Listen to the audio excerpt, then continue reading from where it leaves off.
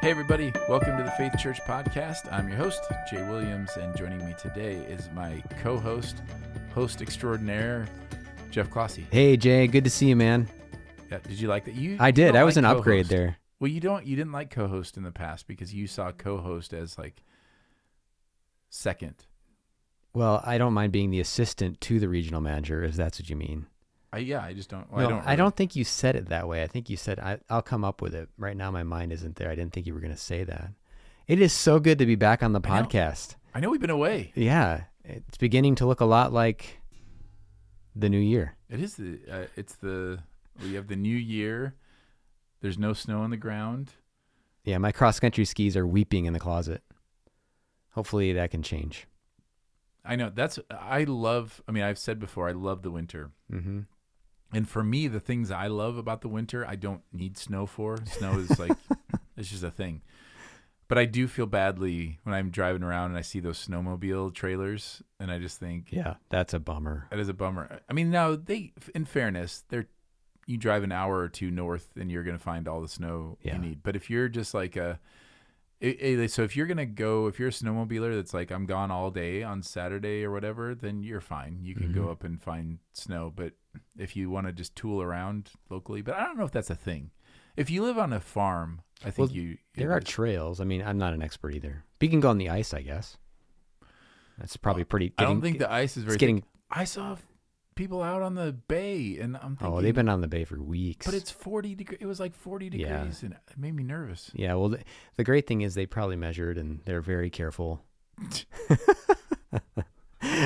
Like everyone. But I have to say, and I bet a lot of us are feeling this, it's been super nice having the sun out, because I feel like there was a period there where we didn't have much sun.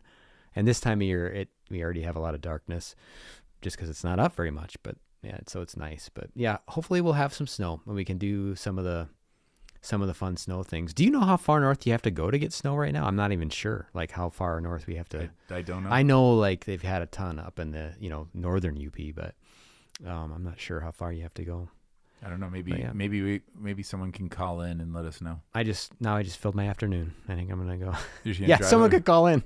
That's true. Yeah, so if you're one of those listeners, give us a You're ring and listening let right us now. know. Call us right now. We're live. Yep. We'll do it live. We are live in this room. All right. We were live on Sunday, Yeah.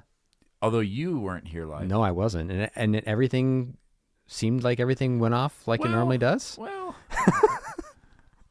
I will say, as the countdown reached 0, and I was looking around, and I said, "Who's doing announcements?" And nobody was budging, and I was like, "Oh, guess it's me." So I jumped up there cold. I didn't have a bulletin. I didn't have anything. So like normal. No,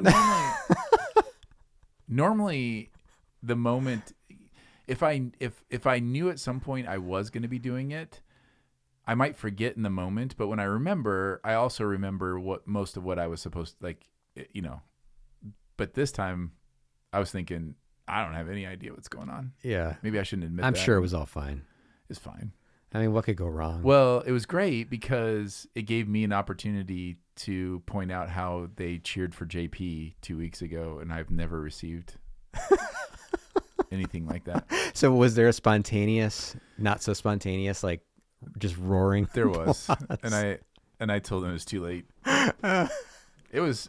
I mean, I was glad that JP got such a. But the thing was, and I told them this, and I said it. I don't know if people know I'm being serious. That we are obviously we tend to be very relational. I tend to be pretty laid back about things, but we are also a liturgical church in the sense that we take corporate worship very seriously, and so there really is like the call to worship is the signifier that we are entering in a time of worship. And so if my first time in front of people is when I come up to preach, that's in the heart of our time of worship. So I'm not going to make a joke about the applause that JP got or anything like that. And so it was in the announcements, though, I told them, like, hey, all bets are off. In the announcements, it's before the call to worship, and you get non-worship Jay. Well, not. Man, I didn't know that happened. I really missed out. I still don't know who. Well, I guess we'll find out today at staff meeting. I'm sure that we'll have 5 different versions of what happened, what was communicated. I'm so staff excited. meeting before. But that happens over Christmas because we didn't have a staff meeting. Yes. And so we. But Donna was doing communion. So Yeah, when I looked at her and I that, said, "Who's actually. doing announcements?" She said, "I'm doing communion." And I was like, "Oh, that's right." So we did it, Jeff. I'm so glad. We survived without you. I think I was thinking that when it felt so odd because I just loved being there, and I'm there every week. I think it's since July that I wasn't there. So it was odd, but I'm glad to be back this week, and I'll be there this Sunday, Lord willing. Great. That's my plan.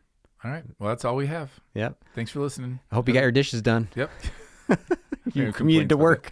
All right. Now let's talk about the message. So we're just going to do a little 3-week interlude here before we start our next series going through a book of the Bible. Which will be one of the books of the Bible. And we are still wrestling through that. I think it was funny. You pointed out to somebody, it doesn't mean we haven't thought about it. No. We're kind of like 80%. I'm like 80% sure, but then I still have these other thoughts. I'm not sure enough where I can.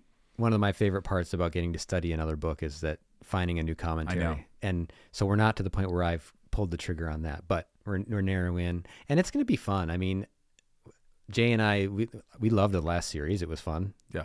But we love most just to preach through a book of the Bible, and that's going to be fun. And for me, it's been so encouraging how many people have just made offhand comments about that either before or after worship. Hey, what are we doing next? I'm excited to dig in. So that's fun. We're excited about that. But yeah, now we're doing this like in between, and you focused on membership this last week. And I have to say, I listened to it, even though I wasn't there. I downloaded the podcast and listened to it, and it was fantastic. Yeah, I really, really appreciated it. If I wasn't a member, I'd be considering it strongly after that message. Well, that's good. Yeah. No, it was really good. Well, so somebody asked me yesterday, like, what made you talk about that? So organizationally, January is typically a time that we either, those first few weeks of January leading up to like our annual business meeting, typically we're either doing something to do with spiritual formation, like prayer or spiritual disciplines, or we are doing some kind of a state of the church address. And some years I've just done it in one message where I'm like, hey, here's what this next year, this is what we're focusing on. And then sometimes I've done it where it's where we take our identity statement, God's family on mission, and kind of do a 3-week thing. So like last year we did it on prayer. We did prayer through the lens of God's family on mission. Like, what does that look like us corporately? What does prayer look like? And this year, when I was thinking about, okay, in each of those kind of categories of identity that we belong to God. It's God apostrophe S. Mm-hmm. But we are not just God's individuals. We are God's family. And we are not just God's family, but we are God's family on mission, the mission that he has given us. And normally we kind of go in order of that. But when I thought about this, given that we had a membership class next week, we have talked about how with so many new people, it's really important that we figure out, how do we care for people well? How do we get people connected into real relationships? And then how do we as elders, pastors, how do we care and shepherd the flock that is among us? And I have felt for a long time that one of our big obstacles is really wanting to clarify membership and really trying to communicate well what this is, why it's important, and how it's helpful in the whole scheme of being the church. And so I've been looking for an opportunity, and so this was a good opportunity to do that. So that was my aim, was I wanted to talk about why it was important and kind of cast a vision for it and hopefully make people consider that. And because I think it's really a confusing topic. And so because everyone has different experiences, everyone has different understandings of what it is. For some people, it's just about having a vote, when it comes to the business meeting. For some people, it feels more like when you hear member, you think of like a social club or whatever. It feels for some people it really feels like organizational, and it just reminds them of just, and for some people it's come with baggage because of past hurt. So anyway, that was the impetus to it. And I don't know how much it landed or how much it didn't. I did get some feedback. You mentioned some things. Well, and I got some feedback even this morning, and it was good conversation around it. Especially, I mean, there were 2 points. So this person this morning brought up, I don't think I'm gonna say the quote right, Jay, but it was like the 11th commandment of not doing what other people have done poorly or something. And thou shalt not do what others have done poorly. Yeah, and I think, I mean, that's a really good one to have in mind for anything in the church, I think, because like you said, and I think it's important to say that there are lots of us who have had really difficult, hurtful experiences in the church. And they can be so much worse because it's not the place you would expect it, and it's really hard. But I think membership in particular, because of people's various experiences, and I think we live in even Christianity in our area, there's lots of different ways that gets like lived out, what membership means at different kinds of churches. You mentioned that some churches, if you're there in worship and you take communion a certain number of times, you're a member. And but some places that means you have to give this much, and that's a public thing and everyone knows. There's just lots of baggage with it. And I like that you highlighted that. But so that's what this person brought up this morning, which was good to talk about. But the thing that struck me, Jay, in it as I was listening to it is the point you made about, like, when we think biblically about membership and the way we're practicing it, how do we get there? And one of the points you made was that it's similar. It's like similar to the way the deacons came about. And they came about not in Jesus's life, but after Jesus, when a need arose where there was a deficiency in the ministry of the church. Let's just summarize it that way. And elders, and they came up with this thing called deacons. And I think it was from God, right? And we continue to do that. And it was really important for their ministry then, and it continues to be. The deacon ministry here is a really vital thing to our church and the life of our church.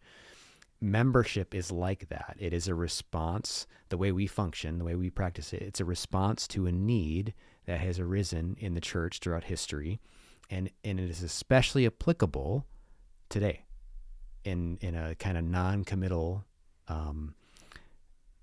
atmosphere, environment where people in general are hesitant to commit to things and feel often like they already have too many things on their plate. There's a number of reasons for it, and you listed that already in the sermon. But I just thought that was such an important point for us as we just try to think biblically about this, because you can't find a verse that says do it exactly how we're doing it. It's not spelled out in that detail. And so I think it's helpful for us who take the Bible seriously to be able to think about how do we get here biblically. So I appreciated that point. What's interesting about that point is, in hindsight, I wish I would have structured the sermon more around that idea. You just, sometimes you don't know. Sometimes you don't know what point's going to hit and what's not. And you can think in your mind oh, this is the thing, this is the illustration that's going to hit and land, and it ends up being kind of a dud.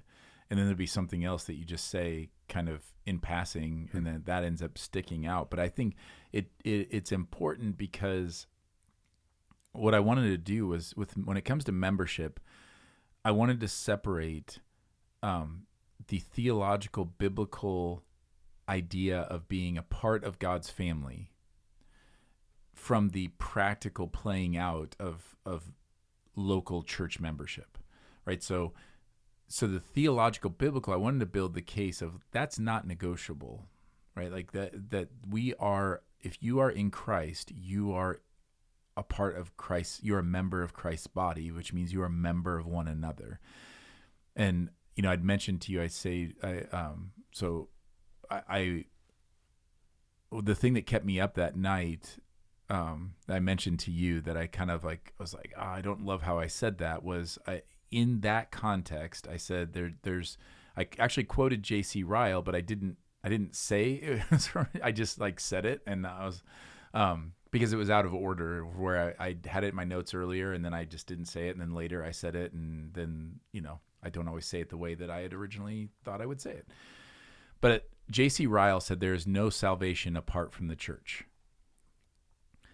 And so I said that line, and I could feel that people were like, oh, what do you mean by that? And I didn't really clarify that well. I feel like the whole sermon was really a clarification of it, and I think that's why you didn't even notice it when you listened to it. You were like, I didn't even notice that. So what I meant by that was not that salvation comes through the church. And that's how it's been perverted or manipulated. So to say you can't be saved unless you are in the walls of an organizational church, or unless you are a part of a particular denomination, or that's not what J.C. Ryle is talking about. It's saying that if you are saved, you are a member of one another, which is the church. So we're not talking about a particular denomination. We're not talking about Faith Church. We're not talking about it. It's not saying you can't be saved if you're not at Faith Church, or you can't be saved unless you are Baptist or Lutheran or Catholic.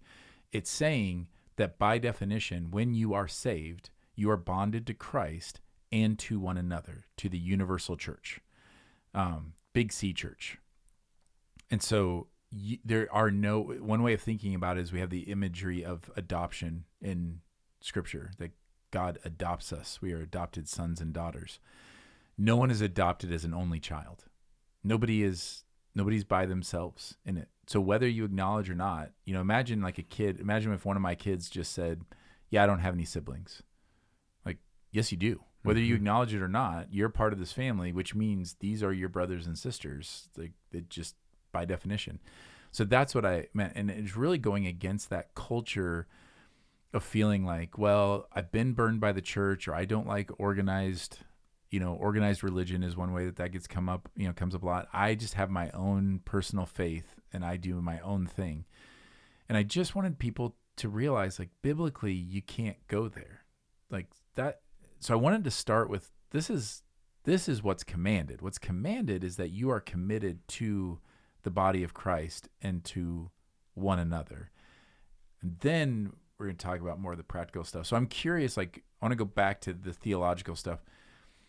What would you, as you were listening to any of that, and as you think about the theological, biblical, because you pointed out the deacons, and I want to talk about that too. But what's the non-negotiables of this in your mind, or where do you see that not happening, or why do people struggle with that? Why is that something that pushes against us? Well, I think so much of it comes down to what are our expectations or assumptions. Maybe assumptions is a better way of saying it. Assumptions about what the church is and what being part of and belonging to church is. So I do think that culturally we struggle with like this, Lone Ranger sort of follow Jesus. I'm his disciple, but I do that on my own. And the people around me, that whether or not I go worship with them on a Sunday or not, they're not even really part of that because they're not doing that with me. Like, we could be on some sort of mission in town even, right? Or we're serving in an area, but we see ourselves as an individual doing that and not as part of a family of God, or really literally Christ's body doing that. And so I think that is just a struggle. And one way I've thought of it too, and I've said it, is that discipleship always happens in community, and you just cannot find it in isolation when you read the Bible and the story of what happened in Jesus's life. And then in the book of Acts, in the epistles, you cannot find that, where it's just this one person that is doing this all on their own. Unless they're in prison, or even in those situations, they're being, there's company, there's people supporting them and part of the family. So I think we have a tendency, we just do, to feel like we can do it on our own because of the assumption of what it even means to be part of the church. And you mentioned like if you don't want to be treated like a store, like a Walmart, don't pretend that you are. Don't offer goods and services and I do think that's all part of it. That's maybe been fed by that problem, and there's a feedback loop with that. Like, you feel like, well, the services they offer don't meet the need I have. I have this need, and so I do that on my own. And so whether or not I take part in the services that they offer, it doesn't really matter. And I get it. If that's the assumption and that's the experience of church, it does feel like it doesn't matter. But really, and I think this is like a Bonhoeffer idea. I don't know if it's not a quote of him, but we do not make Christian community happen. We don't make the brother and sisterhood happen. It's a reality already. And you said that, like, it's like our kids, our siblings, that's a reality. They don't make that happen. And it's the same. We're part of his body. If we belong to him, we don't make it happen, but we get to live in it. And so to choose not to live in it, I think, is just to live without some of the joy that you'd get from it. And to, I think that there's a level of disobedience as well, because his expectation is clearly that we will live in it. We just we spent a lot of time on the Sermon on the Mount the last couple of years. Try to read that without thinking about how that applies to the people that you're doing life with in Jesus. It doesn't even make sense. It's written with the assumption that you're doing this with other people. Yeah, I think what happens then is, you mentioned that the quote from Sam Storms of "Thou shalt not do what others have done poorly," is we then use bad examples of the church to then justify throwing the baby out with the bathwater and justify disobeying God in that. Like, I really wanted to, I was hoping to drive home that whatever it looks like, being an active part of the body of Christ is what's non-negotiable. Like, you are disobeying Scripture, you are disobeying God. It's not even a question. That's not fuzzy. Now, how that plays out practically is different. And where I would point out, part of this is what'll happen a lot of times is people will say, well, I don't want to join a church because the Bible doesn't command me to do formal membership or whatever. But the issue then at play is, but how is your church functioning? And what I want to point out is, I don't think it's unbiblical for a church to say we don't have formal membership. There's some people who say that. I know there's some people who say it's just, no, you have to have formal membership. And we didn't in our house churches. When we started house churches in Colorado, we never did have formal membership because nobody was in our church that wasn't committed. We just weren't. You didn't find us online. You didn't find us, it was a different culture. And as I pointed out, churches in the underground, like underground China, or anything like that, they don't have formal membership, I'm sure. They do have covenants though, and they live that out. So the living out of it is the non-negotiable thing. Now the question becomes okay, well, practically speaking, what's being asked of you to help in that? I think about, imagine if you're on a team, like a basketball team, and the coach said, hey, we're going to practice at 6:30 in the morning. And some of the players were like, you don't have to practice at 6:30 in the morning to be good. And you'd be like, well, that's true. You don't. What you do have to do is practice together. And if the coach is saying we're going to do that at 6:30 in the morning, then that becomes a very important thing. You're not going to get very far by making the argument that well, who says you have to practice at 6:30 in the morning? Nobody, but that's when we were practicing. Mm-hmm. Similarly, we worship at 9:30.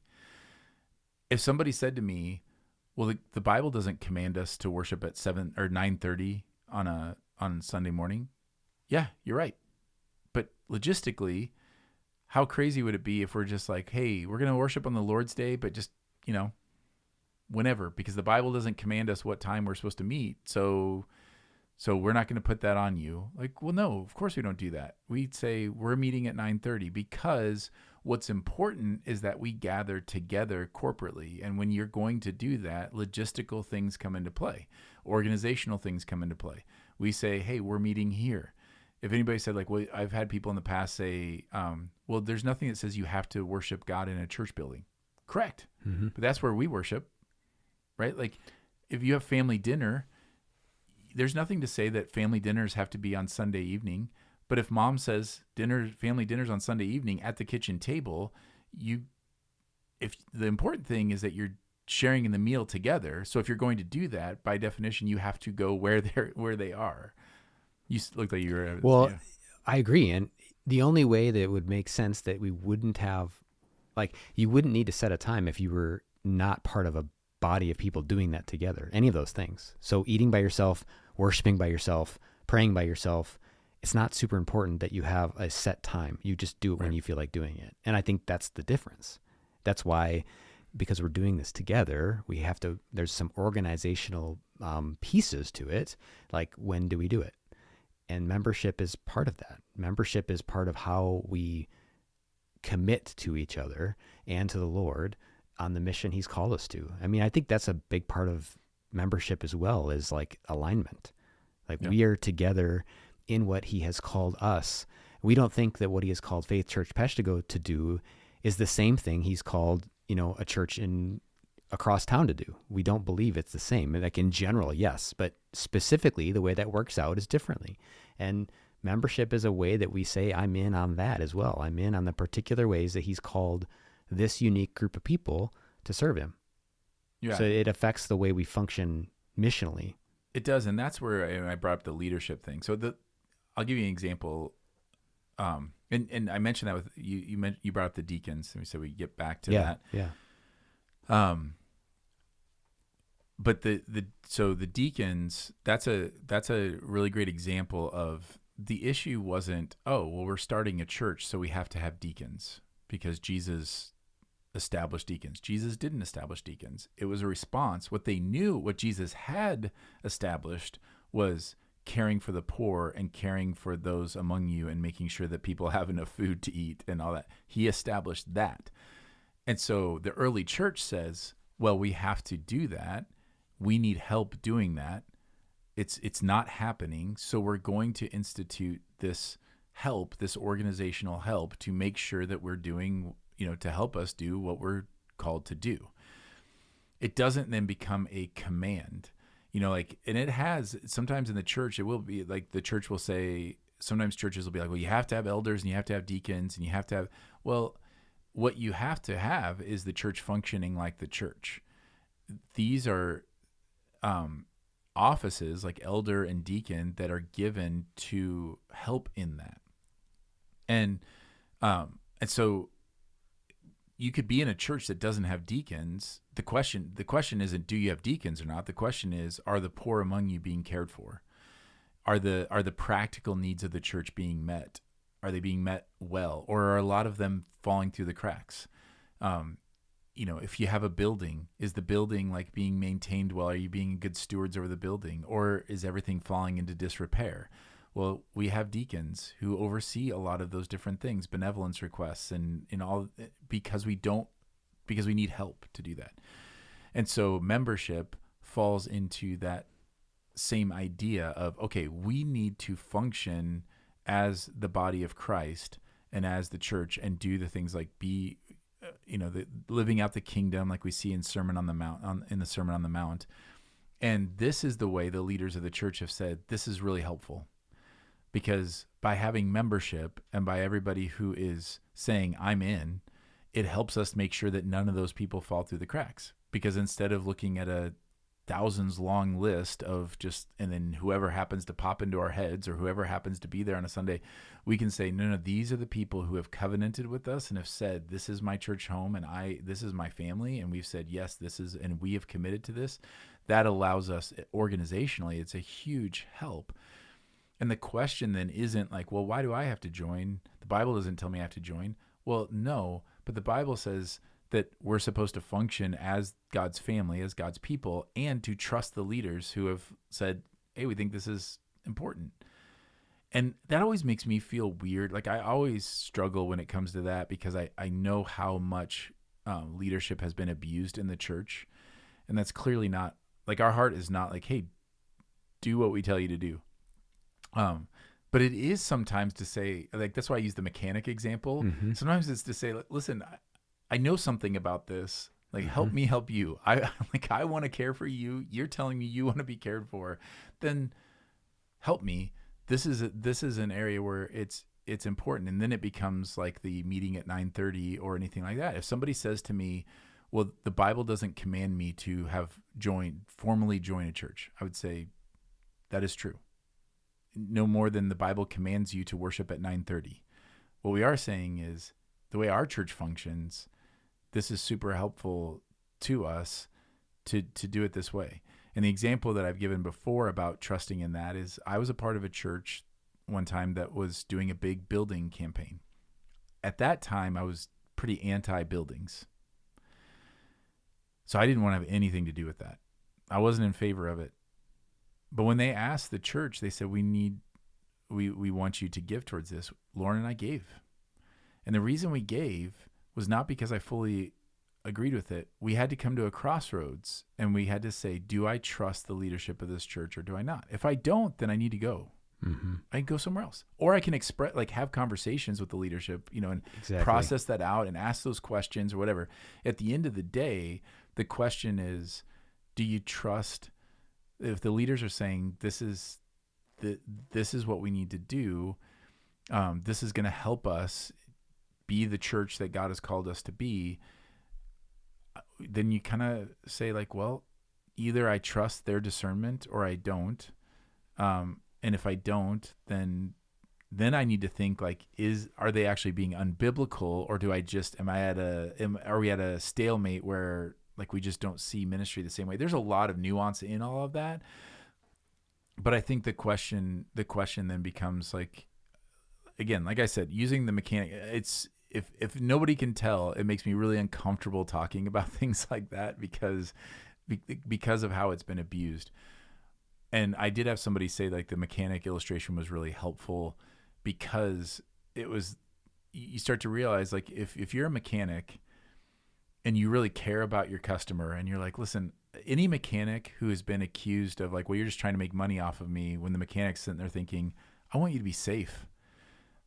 There are mechanics who take advantage of people and just get you to like just buy whatever they can sell you. Their whole goal is to upsell and to make this the most expensive trip possible. And then there are mechanics whose whole goal is to make sure you're safe on the road. And it's just one of those things where you're like, hey, I'm trying to like help me help you, like listen to what we say. So you can tell I'm uncomfortable. Maybe you can rescue me. I'm just thinking about your example there of the building campaign that you gave to, even though it wouldn't have been like, hey, this isn't the thing I'm most excited about for this church that you were part of.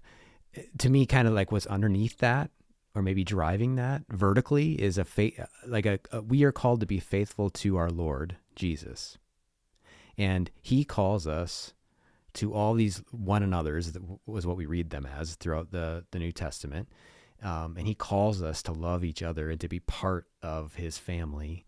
And the way that we do that is the way we're describing. So it's all a response of this is what it means to be faithful to Christ.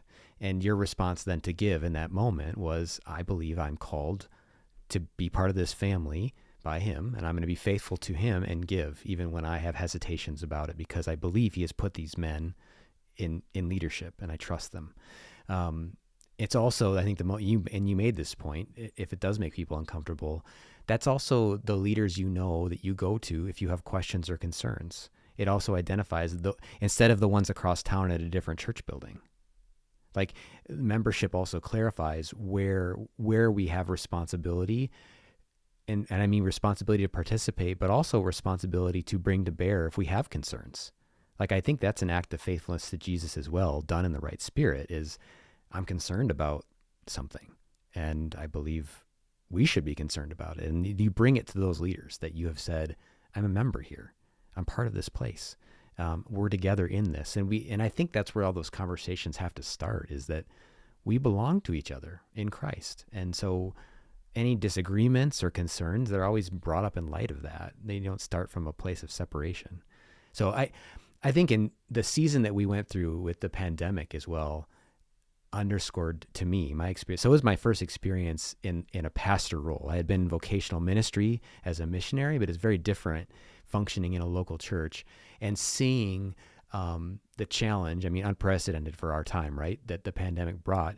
But to me, it also just underscored why membership is so important. I mean, it just is vital that we know I'm in, and that leadership knows I'm in, and vice versa. Like, it's a family.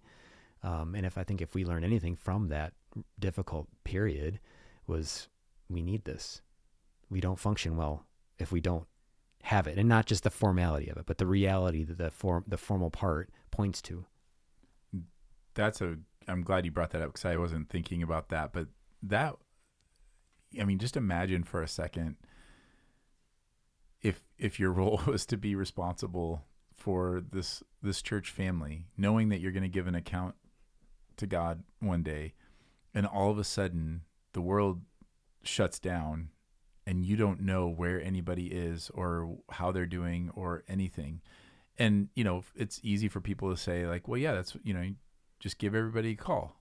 Okay, there's thousands of people on our roll.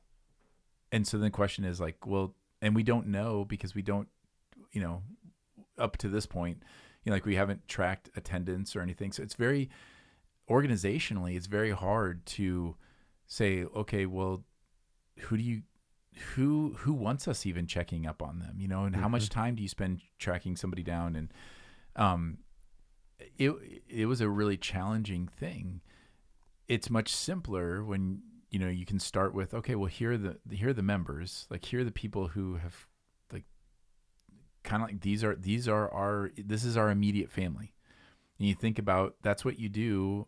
Even in the pandemic, we all had concentric circles of concern, right? Like, your first concern is, people like maybe your immediate family or people that live in your house. And then it might go out to like extended family, brothers and sisters who don't live with you, or they're in a different town, or, whatever. Like we all have concentric circles of care. And you're right. Like that really underscored, that was actually when we started. That was a big moment of saying, we have to, we've got to clear this up. We've got to clean this up so that we can be better at caring proactively. I mentioned it kind of in passing, but one of the practical reasons is because most churches get into a cycle where we're just putting out fires. Mm-hmm. We can be really good in crises. Someone goes to the hospital, there's a death, there's, a marriage is struggling, people need counseling, that kind of stuff. Like, and we do that. And that is a huge part of ministry. And it's something that we want to be doing, but we also want to be doing proactive care. Sometimes, I'll be honest, like sometimes I feel like a doctor who's only seeing people after a tumor has really grown. And sometimes I wish that I had the role of nutritionist, more of like proactive, preventative care, where we can say like, hey, let's build these things in, these spiritual disciplines. Let's make confessing small sins normal, so that when there are big sins, like, so that you even nip those in the bud. Or let's be proactive about our health in marriage. Let's be proactive about our health in walking with the Lord and in being discipled. And we want to be able to do that. And this has been a stumbling block. And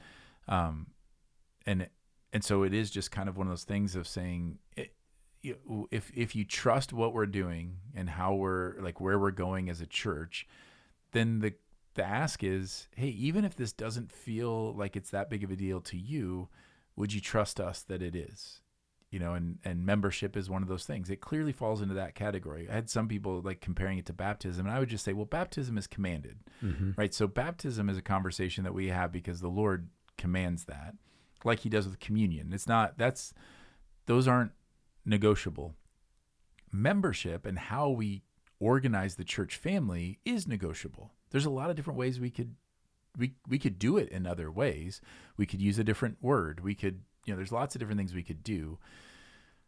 But what we can't do is kind of just abdicate our responsibility or the commands that we're given to function as a church family. And then if the leadership is saying, hey, this would be really helpful. And I also pointed out too, in that I wanted to kind of set the tone and say, we don't actually ask a whole lot. Like our culture here is not, hey, can you give another hour? Can you give another hour? Like we try to keep things really simple, which then has the negative impact of not having a lot of things. So when someone asks, how do I get connected? Like, what's the next step? I've been coming to church and I'd like to get more connected. We tell them, fill out a communication card, come to a family lunch. Mm-hmm. Once a month, we have a potluck lunch afterwards. And when somebody says, well, I don't really like potlucks, or it's kind of a long morning and I don't really want to stick around for another hour or whatever, I say like, well, that's what we do. And then if like, it's kind of ironic. And here's the thing, when I start to go on this, you got to understand, I teach philosophy of ministry. I talk to pastors about this a lot. I don't blame people in our culture for being shaped by the culture. So I hope that's one thing I do want to make sure comes across is I'm not upset with anybody who like isn't a member or, hasn't joined. If somebody realizes, oh man, that's been me. That's not the spirit. No, I don't blame you at all. Like the whole point of this, it's the same way that I don't blame somebody who doesn't understand generous giving. If they don't understand it, like maybe they've never been taught that. Maybe they like. Now there are sinful reasons why a person may not connect with the church. I'm not saying that either, but either way, I'm not upset with anybody, and it's definitely not meant to be a guilt trip or anything. It's just meant to say, hey, let's understand this together, and then let's move forward together and be more faithful in what God is calling us, who He's calling us to be, and how we are gonna, be that people together. And it is pretty common, and this is why I brought up the spiritual Walmart thing. It's really common for people to want all the things offered and to say, well, I want to go to a church that has all these different programs, but they want it to feel small when it comes to relationships. And I'm just saying, like, those clash.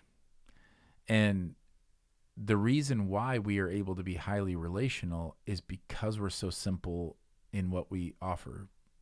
Like, we don't give a buffet of options of getting connected. I realize that can be frustrating when you're thinking, well, I'd really rather get together on a Thursday evenings are just nicer for me. And I get that. I don't blame you. And I don't blame you for feeling that way, because that's the way the church has functioned over the last really almost 100 years. I mean, definitely in the last 50 years. Last 50 years, the church has really functioned around this kind of consumeristic idea. And so that means most of the people in our church don't know the church outside of that era. And so it's one of those things where I get it, why that feels that way, but I also am saying, hey, trust me, this is better. It's better to be clear about, like, just be there and trust me that this is a big ask, but it's the only ask that I'm making of the week. Like, come to Sunday morning and hang out once a month afterwards and have lunch. Like, that's what we're asking. And what's been really neat is seeing people who have done that, like that, combined with like helping in children's ministry, and how much community they've developed through just those simple things. Mm-hmm. Like, you wouldn't think, as disconnected as somebody might feel, and you may think that, oh, what I need is 12 different classes and small groups and all these different things. But the people who have said, you know what? Yeah, once a month, I'm going to go to this lunch, and I'm going to volunteer 3 times a year in children's ministry and serve some snacks. Like, those people have really connected and developed some really sweet relationships. Yeah. I think that's getting to experience being part of the member of the body, right? And taking part in what God is doing. And there's something really profound and I think joy bringing just being a part of that. And I love that you're saying it that way too, Jay, because I do think when it comes to following Jesus, we make the mistake of thinking it's something either more spiritual or more complicated than it is. I think it's probably similar with being involved in the church, is that, we overcomplicate that. And ministry, and we've said this a lot from the pulpit, but ministry is all about relationships. And anything that gets in the way of that is not going to be helpful. Anything that replaces that is not going to be helpful. We have to be, and relationships really, they function best by proximity. So we need to be in each other's path. And right now, the best way to do that is, like you said, the Sunday morning and those lunches. And then, Lord, and I think asking God, I want community in a way that I don't have it. Help me to get that, and watch what He does in those moments. Watch how He will meet that need and respond. And as He gives you eyes to see, those around you have prayed the same thing. And then you end up getting to together do that. And I think that's what we see happening. and it's beautiful. Yeah, and you and I have the advantage of knowing a lot more stories than most people Yeah, know. that's true. And so sometimes it's borderline comical, just the way we function as human beings. I remember feeling this way back when I was in California and I was on staff, but I was a very low level staff member, and so I wasn't involved in a lot of decision making or whatever. And I kind of had this view that everybody else was really connected, but I wasn't. And yet I also realized I didn't want to start a small group. Like the way that church functioned was, hey, the way you find community is start a small group. It wasn't even join a small group. It was start a small group. And I was like, I'm not starting a small group. Like, I don't have time to do that. I'm doing other ministry stuff. But Lauren and I found ourselves getting increasingly lonely. Like, we just felt like we don't have a lot of these relationships. And so finally I felt like, okay, they asked us to do this. Let's just do it. And in that first small group was Robbie and Stacy Helene. So it was 5 of us, our first small group, and our friend Lori. And it was awesome. Like, it wasn't about the curriculum. It wasn't about the thing. Now, what I could have taken from that was small groups is the way to find community. Mm-hmm. What I've learned over the years is it's not small groups. What it is just buying into whatever it is. Like, think about if you go out to dinner as a family, the point is you're going as a family. It doesn't really matter where you eat. No. And if everybody just goes to the restaurant that they want, you defeated the purpose of what you were really trying to do in the first place. You'd have, like, imagine your family going out and all 5 of you are at different restaurants. Well, it's now no longer the thing that it was supposed to be. But if you said, man, I always have a really great time when I go to this restaurant, and so going to that restaurant is what's going to help. Now, that restaurant may be great, but only if all of you are there. Exactly. Yeah, if that's you're spread out, great analogy. Yeah. And so, like, I would still say if the goal is to be together, then that's the most important thing, not what you're doing when you're together or where it's happening. And so that's why trusting leadership is so important, because you're like, somebody at some point when you're going out to dinner with your family, somebody at some point says something like, hey, let's go to this restaurant, and somebody makes the decision, and you say, well, that's where we're going. And now you have a choice to either say, like, okay, maybe it's not the best restaurant, or maybe it would have been more affordable to go to another place, or maybe it would have been quieter to go to another place. But at that point, it doesn't really matter. What matters is you're making a decision of, do I want to be with my family or do I not? Yeah. And that drove your decision. And I think, again, just saying the same thing again, but that faithfulness to Christ in those decisions. So trying that out, like, I'm going to go to the lunch, rather than asking the question primarily at the end of that, what did I think of it? Asking God, what did you think of that? Was I faithful to you in going to that? Yeah. Did I take the opportunities you gave me? What did I see you doing? Like, so that conversation, I think, is what he's meaning for us to do when we're together. Yeah. And I think that changes how we experience those things. And I get that that's like it can feel like a high bar. I think it's what will actually make some of those things that can be hard. It's too noisy, or it's distracting, or whatever. There's challenges with it, but it's what makes those things, how God uses those. So circumstances are not random. They're very intentional, and he is doing something with those. And so I think our dialogue, our vertical dialogue, needs to be ongoing, because then we find ourselves in the position to be an answer to the prayer the guy next to us prayed when he didn't know if he was going to come that day, and we just didn't realize it. And so I think being attentive to what he does, and that to me is an example of why we need to be in the family of God, because God does those things when we're together. You don't get them when you all go to your own restaurant. You might like the food more, but you miss out on what the whole point of going out together was. Yeah, I mean, just the way you said that right there is, yeah, you may very well like the food more. And we've had people who have, like, come back, to our church or whatever, and maybe there's another church where they like the preaching better, or they like the music better, or they like whatever. But the question is, at the end of the day, it's being a part of a church is about connecting with the family. And wherever your family is, like, we all put aside our personal preferences over things, And in what you said about the lunch and it being noisy and everything is so true. And we acknowledge that. Like, we acknowledge that these aren't, you got to understand what the purpose is of some of these things. And I've said before, we have we have several Bible studies. We have people getting together to do deeper work and we can connect people with that. Now, we do that all the time when someone says, hey, I or when we're meeting with them, this is part of proactive shepherding, is we often encourage somebody. We tell somebody, hey, I think a good part of your spiritual formation would be to meet with these guys. Mm-hmm. We do that all the time. That's what shepherding looks like. And we're just not, and I am fully acknowledging that we all kind of have to relearn how to do that. We have to relearn how to function as the church. You think about the church 100 years ago or more, the church was like, especially when you think about the pioneers and everything like that, I mean, the church was their family and their community. They did not have time for big small groups ministries or anything like that. They worshiped together on Sunday. Usually they took all of Sunday and rested together and, would share a meal together.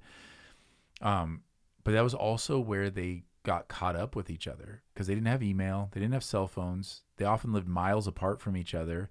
That's where they found out that, oh, Mr. Smith is sick, and so they need some help. And so they get the word out, and people go and make sure that they're helping them.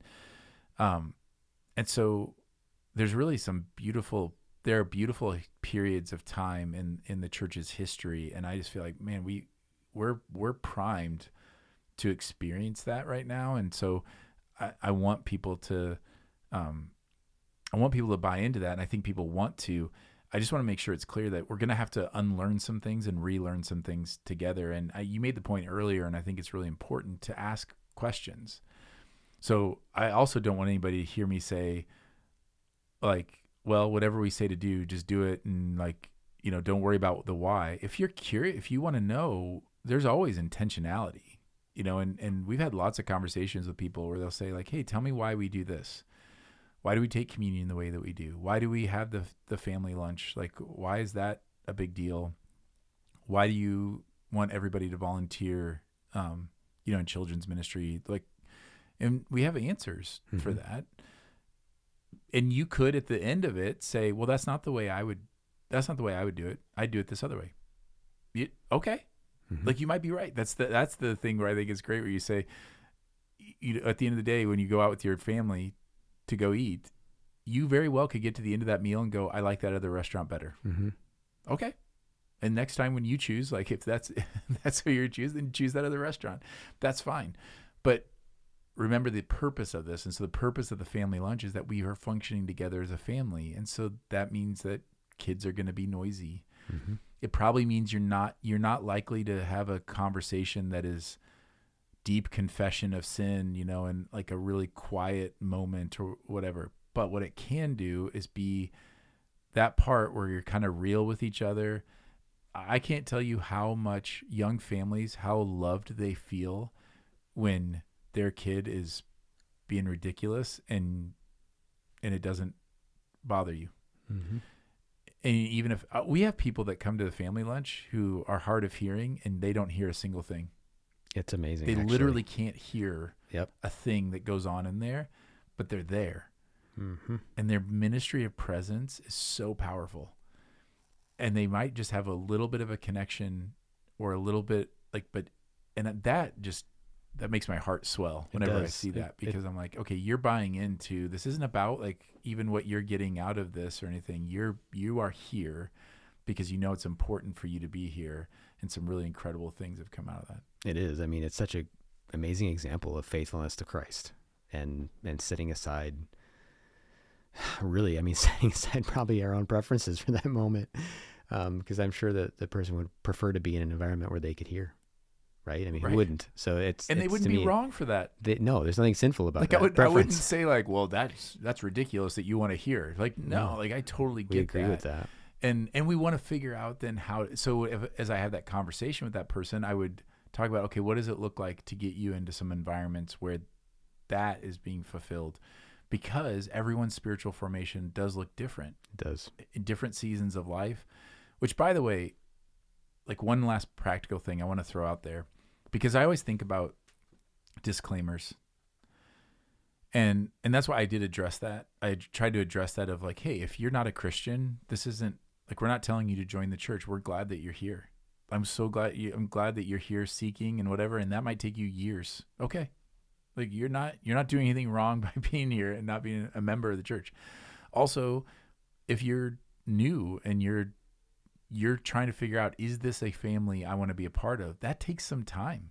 You're not going to learn that in even like you could stay after church for an hour and talk to people. That's still not going to fully tell you, is this a family I want to, get invested in? That might take time. And then, like I said, that there are people who've been wounded, and that healing process is real. I have learned over the years, when somebody doesn't trust leadership, I don't take it personally. There's a lot of reasons why people don't trust pastors, and it makes me sad. Like my first emotion is I just grieve over the reality that pastors have been untrustworthy. And so that stinks, and I get it. And so some people, it just takes time to kind of heal from that. And so all of that, I want to give those disclaimers, but I also want to give the disclaimer as we're talking about, especially the importance of, I mentioned Sunday morning and coming to lunch afterwards. And my mind went to, what about the person who's listening to this message on Monday because they have to work on Sundays? Yep. And they don't have a choice. If they want to have a job, they have to work on Sundays. I don't want that person to hear that and say, well, then I guess I can't be a part of it because I can't ever, or I can rarely go to when we all get together. That's a reality. It is a reality. And to that, I want to say, whatever you do, like figure out, like when you aren't able to be at those things, then you have to like figure out, what does it look like to be more proactive in the outside times. I'll give you an example. Another example is, as my kids have gotten older, I have to be more intentional about when I'm going to get time with them. When they were 2 or 3, they were just always around me. So I didn't need to come up with opportunities. Now I got a 18-year-old that I have to make plans with. Like, hey, do you want to play pickleball on Saturday? Do you want to, like, I have to be intentional because I don't have those natural rhythms. So when you don't have those natural rhythms, either because you're physically unable to get here on Sunday morning because you work, or because you're just like physical limitations, or you're a snowbird and you're in Arizona for, or Florida for, I don't know why anybody would go to Florida. Definitely Arizona would be the place to go if you're gonna be a snowbird. But if you're gone for 3 months, or we have a lot of people who are retired and they go and visit grandkids a lot and they're gone a lot of Sundays. If that's you, like, then you just figure out, okay, well then it's going to take a little more intentionality, but it's possible. And we can help you figure that out of like, okay, you're not there, then be more intentional. Maybe it means, hey, I've got this group of guys that I'm going to be more intentional about reaching out to. I'm gonna hop on a phone call if I'm gonna be gone for a couple months or whatever. Like, I'm gonna make sure I'm touching base with some people. I'm gonna make sure that I listen. That's part of the reason why we post the messages and everything, that you can like kind of stay in the loop, kind of a thing. But does that make sense? Like, I just want to give some practical, like, there are exceptions to all of this, and it all comes back to what you said earlier, which is like, talk to us. Yep. You're never gonna get like, well, if you really love Jesus, then you quit your job. Like this. That's not who we are. That's not who we are. We're going to say, hey, let's problem solve this together. Because what we know is, if you belong to Christ, then you belong to one another. And so God isn't going to put you in a situation where you can't obey him. He's not going to back you into a corner. So we just may take some creativity. So let's be creative. There are people who, they may work on Sunday, but they don't work until noon, or where they don't work till 11:30. Or one of my favorites is, we've had people before that have to leave for work at 11 or at 10:30. And so they come and then they leave in the middle of the sermon, and they think that would bother me.